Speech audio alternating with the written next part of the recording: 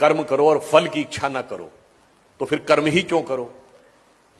परंतु ये जानते क्यों आता है, जब आपकी छोटी सूक्ष्म दृष्टि होती, हल्की दृष्टि होती, तो आपको लगता है कर्म करने से मुझे कुछ प्राप्त होगा। जब विराट दृष्टि होती है तो निष्काम कर्म का भाव स्वतः उत्पन्न हो जाता है। अब मैं आपसे पूछूं कि हम सब यहां बैठे हुए हैं, हम अपने शरीर को एक यूनिट मान लें और इससे माइक्रो लेवल पे बढ़े और फिर मैक्रो लेवल पे बढ़े। माइक्रो लेवल पे आए तो हमारा शरीर भिन्न भिन्न तंत्र से मिलकर बना है, respiratory system, digestive system, circulatory system. हमारी इच्छा से चल रहा है क्या? अपने सिस्टम से चल रहा है। हमारे शरीर के जितने तंत्र भिन्न भिन्न अंगों से बने, हार्ट, लिवर, किडनी, हमारी इच्छा से चल रहे हैं क्या? अपने नियम से चल रहे हैं। उसके अंदर जितने भी टिश्यूज हैं वो हमारे सिस्टम से, हमारी इच्छा से चल रहे हैं? नहीं।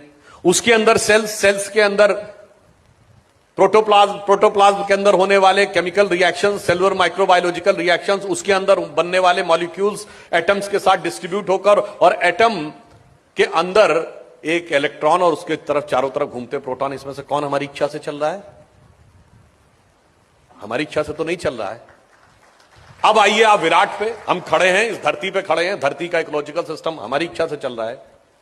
धरती अपनी एक्सिस पे घूम रही है, वो सूर्य के चारों तरफ घूम रही है, सूर्य गैलेक्सी मिल्की वे उसके सेंटर पे घूम रहा है, बिग बैंग तक आप मल्टी यूनिवर्स तक चले जाइए, हमारी इच्छा से है क्या? नहीं।